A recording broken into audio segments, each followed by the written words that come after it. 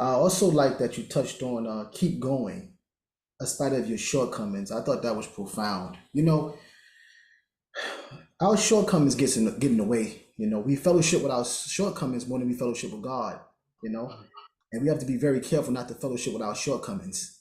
You know, knowing that God's grace is granted for us to finish the race. The Bible says that Satan is the accuser of the brethren, meaning that Satan, he makes you feel like you can't fulfill your purpose in Christ Jesus.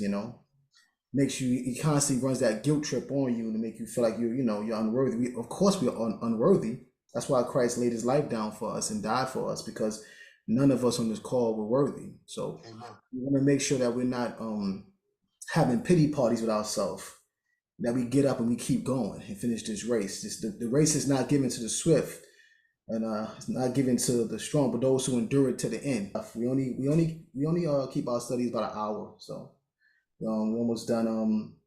We talked about the external and temporal realities and how those govern most of us. Those are the top two things that we deal with on a day-to-day basis, and we kind of live our life being governed by those realities.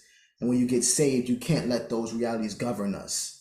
Mhm. When we all leave this earth, nothing is leaving with us. These things here on earth are temporal and they're external, but we live our life chasing it. And I believe that the book of Ecclesiastes says it best. It's like chasing the wind, and the wind can catch the wind.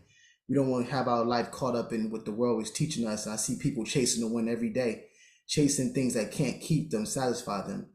The Mhm. flesh is a stomach that can't be filled. We want to make sure that we are not living our life based on what the flesh dictates to us.